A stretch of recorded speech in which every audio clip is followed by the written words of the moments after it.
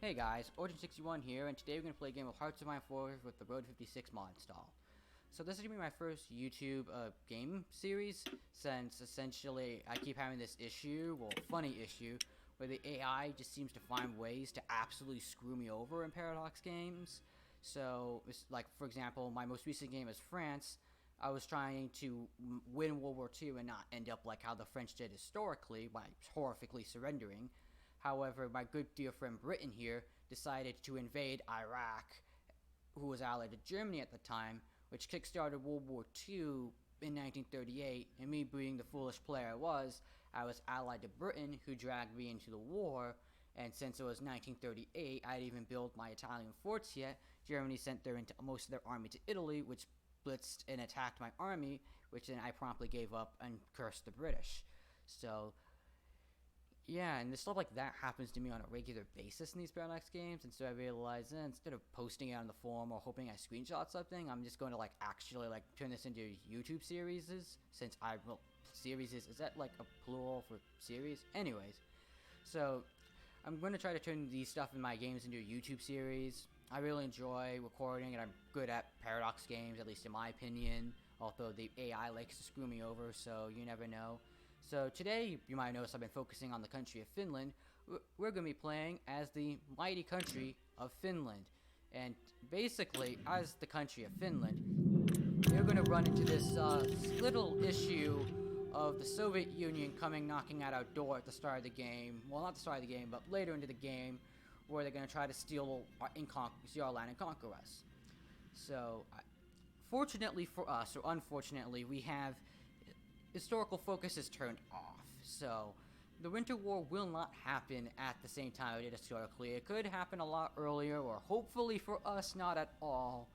But knowing my luck in the AI in this game, it's going to happen pretty early on, so we're going to get screwed over really badly. So I got multiple mods installed. The first mod that you might have noticed is very important is the Road to 56 mod. Essentially, it adds focuses to most countries in the game, and the generic focus with 56 is really good. It essentially gives all countries a focus tree, which is my personal favorite part of Hearts of Iron 4. Two other really important mods, which I'll link all the mods into the description, is the League of Nations mod. Essentially, that adds the absolutely useless League of Nations that pretty much makes it harder for evil countries like Germany and Italy to trade once they eat people. It's pretty interesting. I like the mod. It's pretty historical, basically, by the fact that it doesn't really do anything other than sanction people. And the other useful mod that I have is the Unrestricted Non-Aligned Nations mod, which basically allows countries that, like Yugoslavia, that are like authoritarian, which is non-aligned, to actually be able to go around in puppet countries and do stuff all the other countries can, because why shouldn't they, in my opinion? It's authoritarianism, yeah, maybe it's not aligned, but they should still be able to at least be able to puppet other countries. So in the country of Finland has a pretty meh starting location. I mean, with 18 divisions, as we see here, we have the largest army in Scandinavia, which is a good thing, although comparing us to Scandinavia isn't exactly the greatest thing in the world, a country full of neutral people. And besides, our main opponent isn't Scandinavia, but in fact, our good dear friend, the Russian bear, known as the Soviet Union. You see, in this game, the Soviet Union likes to do this thing called the Winter War, where they used a vastly superior army and vastly superior, well, not superior, but larger army military factories to basically beat down and try to kill Finland and all the other countries in the area after signing the Molotov-Ribbentrop Pact with Germany. The historical AF focuses off, and the fact that we have Road to 56 mod, this may not happen, but knowing my luck, I'm going to die at some point by the Soviets. So, as Finland, it's our job to simply not die and actually succeed in triumph over the Soviet Union. Now, to begin, I'm going to go over the Finnish focus tree, because I believe it's very important to show off the focus tree, because so many YouTubers gloss over this essential part of Hearts of Iron 4. So, I'm going to tell you my strategy and go left to right about the various focuses and my thoughts on them.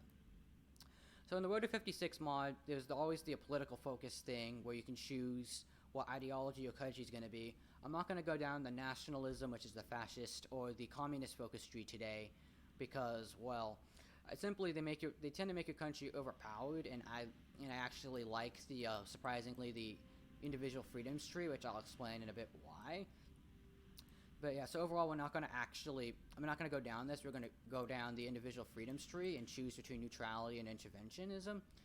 Now, the big cool thing about this is that in the interventionism one, we immediately get, really early on, we get 2 military factories. Now, this doesn't sound much, but considering we start off the game with 3 freaking military factories, I think that this is pretty good focus. And overall, we just guarantee Sweden, we intervene on Germany if they invade Denmark and Norway. This is probably the focus tree you're going to go in. Plus, there's the universal conscription, which makes my manpower actually be manpower.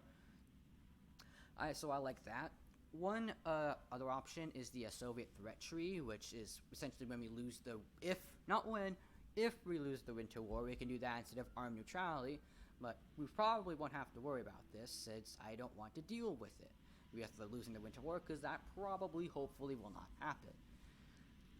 This is the tree that Finland did historically, where they basically panicked after losing the Winter War, made an alliance with Germany, and then you assist the Germans against the Soviet Union. But then, once the Germans started losing, they did an armistice with Moscow, which actually ended up causing Germany to declare war on Finland, which is kind of funny. But yeah, that's just probably the focus tree that Finland did historically. I really don't want to do that.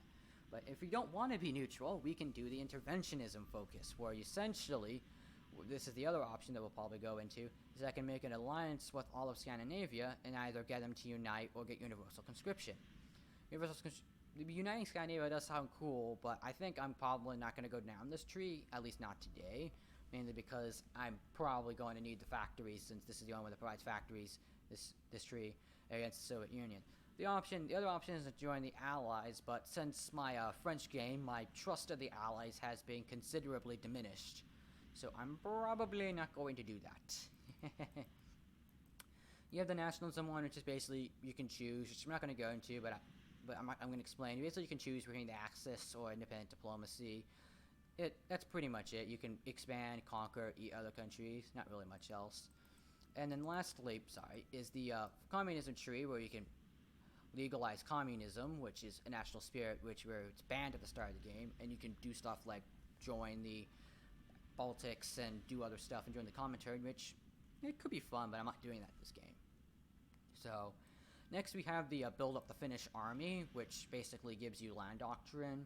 You can choose to modernize the army, which pretty much allows you to essentially build better infantry equipment. The other thing here is more land doctrine. It gives you more recruitable population. This is a really good modifier here. And then also here we can choose if we want, here we can choose between the big question of defense focus and offensive focus, where we can choose whether or not you want to attack or defend. Essentially, on paper, it looks initially like defensive is a lot better, because you're going to be needing the forts, and it allows you to build forts faster. However, it also gives you the offensive focus gives you 10% factory output, so I might do that depending on how dire our situation is. Lastly, and I notice I skipped this, is that we can mobilize the reserves, where essentially we can get more people and a larger army, where we can build forts, and that's pretty much it. Settle the island question. Nothing much here. Next, we're going to deal with the Finnish Navy. This is focus tree here, which, to be honest, I'm Finland. I'm not exactly the world's greatest naval power, although I do have I guess I do have a point in the Arctic Sea, but realistically, my main focus is going to be in the Baltic Sea, and considering the fact I have 2 major powers, I don't think I'm going to be able to do much here for this game. So I'm probably just going to skip this entire tree altogether, although if I'm going to go down something, I'd probably go down the battleship, since that's really the best type of tree, well, the best type of boat ships. Next, there's the Air Force tree, which is pretty good. Well, if you want a good Air Force, but it's not really. It gives you a military factory here, but to be entirely honest, even though I really want air fighters and stuff, I'm really not going to stand a chance against the other countries in this game. So, in terms of my Air Force, so I'm probably not going to focus much on that. Down to Road 56, this is probably the most important focus tree, and just for every country, is the industry one, but basically this will make your industry an actual decent thing, and we won't have 11 factories anymore, probably more around the 20 to 30 area. Like, this just gives you tons of civilian factories, construction speed, tons of military factories, electronics research, research lot. This is basically such a good one that I'm basically always have to go down this one in order to survive, especially as a smaller country. Even though realistically you should always go down this tree in my opinion. Otherwise still I'll do some other setup. Well, I'm pretty much just going to build a civilian factory because 7 isn't going to cut it, and then I'm probably just going to only build military because knowing our luck, the Soviets are going to come knocking down our door faster than we expect. So, yeah, next is the division templates. They're quite frankly terrible. We have 12 combat with infantry, which these aren't really that bad, but the rest of them are just horrific. 6 infantry combat with infantry and cavalry, which is always laughable.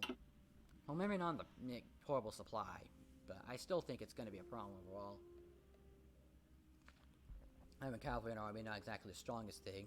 At least we have the engineer companies, which might be a good or a bad thing. I don't really know. Oh my god, what is... Wow, what the... We don't... I just noticed this. We don't have any reinforcements.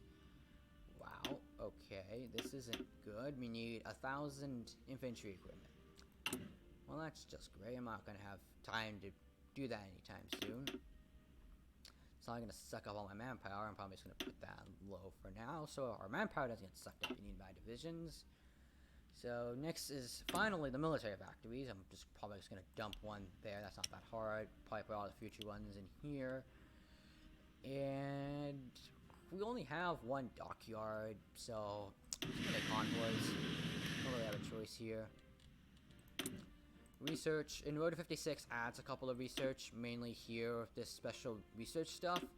If you have a lot of research slots, or you're going to be looking for the long game, I totally go into this area, but we're just going to try to survive. So I'm just going to start off by researching industry, which is what you should do every game, and then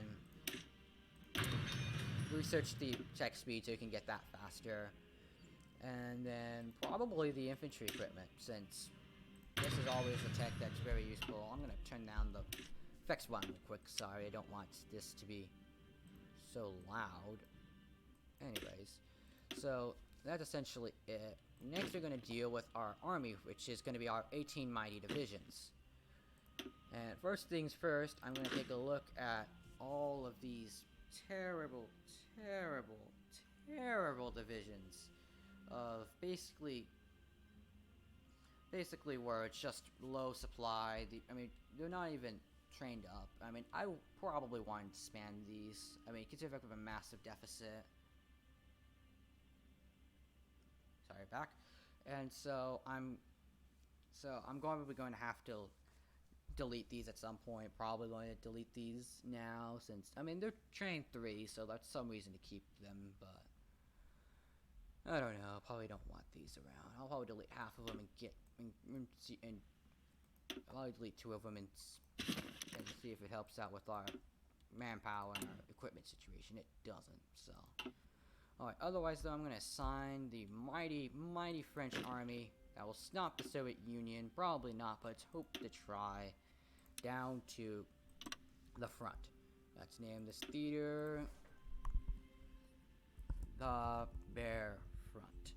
So yeah, we're probably going to try to like survive. It's not a good situation up against the Soviet Union, but hopefully we don't have to worry about them anytime soon. They only invaded in 39, which 3 years, that should be enough time, right? Maybe. I don't know, the Allies are incompetent, so I don't know if we're going to have any hope in this game. So, next it's just the decisions. Road 56, I banished these, so I don't have to worry about these. And then lastly, we just have to get our imports. What do we need? Really, I need steel. But it says that... Okay, game must be confusing. I will import the aluminum. Actually, I only have 4 available cement factories, so I'll hold off on that for now. Next, I need to appoint my general. Oh my god. Like, this guy is 7 defense. Okay, alright then. So the field marshal, I'm taking you. And all these Finnish generals are so good. Let me see which one I like the best. All these are amazing. Winter experience, winter attrition. No, I'm probably definitely gonna go with one of a homeland connoisseur. I'm probably just gonna go with you because you're just that good. Wow, you're amazing. And then let's get the mighty, mighty Finnish Navy elite. Oh, we don't even get a commander. Yeah, this is how much the French Navy matters in this game. Okay. Alright, so we're going to have Pewtery. You know, I'm not gonna butcher that name. It's bad as is. Alright. So, next we're going to see if we have an Air Force. Hooray! We don't get one. We're the mighty Finnish who don't need an Air Force. We're just that good against Soviets. We're going to die. Anyway, I'm gonna unpause since it's been 16 minutes already. No, actually on pause. There we go. Oh, Jesus, I'm gonna be like a Roomba where it's like, I don't spend any time on pausing. I just spend forever just talking and talking and talking, but yeah, it's fine. We have decent political... I think we'll have a good time getting through this game. We have decent political power, we have stability, we have no manpower, but that's fine. Oh, we're demobilizing. Amazing, we're losing manpower because remember the League of Nations. Oh, so we should go over our national spirits. We have Sisu, essentially means that that we're the Finnish people, so essentially our divisions will not die. They will just kill the enemy non-stop, which is good. I like that. They won't get attrition. I'll name this band. I wonder why. And remember the League of Nations, which pretty much makes my country slightly worse so I could have the privilege of being in the League of Nations. Hooray. Restrictions to Bulgaria lifted. Amazing. So I'm probably just going to go in speed 5 here. Just wait for stuff to happen. Hope that this thing builds eventually. So I'm probably just going to look around to it. Oh, Stalin's already doing the Great Purge. Good for him. Rhineland. After doing an election. Oh no. I have never seen the UK do this. You gotta be kidding me. Okay, Britain's going fascist. I hate this game. Why does it do this to me? Oh well. United States, they're continuing the New Deal. Canada is doing industry like what they should be doing. Rhineland, of course. Boo-hoo, scary. Basically, they're killing people in Russia, but what's new? Political effort. I'm hope that whatever they're gonna do is not gonna be dangerous. Oh, I can do promises of peace. How about no? Oh my god. Oh no. Oh no. Oh, they're going fascist. They're going fascist. Well, great. Britain's already going fascist, trying to kill us. Amazing work. Let's see how Italy's doing in Ethiopia. Ethiopia's still alive. And of course they advanced into Italy, because what would you expect from Mr. Mussolini? I don't even know why you do that. That just basically prevents you from getting any army experience already. Woohoo, we can encourage the Finnish industry. I'm then going to loop around and... Firstly, I'm going to go over down this project of getting the 3 civilian factories so I can actually import stuff. Ooh, electronics researched. More research done. Research is going decently well, as expected in HOI4. Soviet Union still purging. UK is going evil. Hooray. Can I do early mobilization? Nope. Oh, actually, it's probably better for me to do this. Okay. Look around.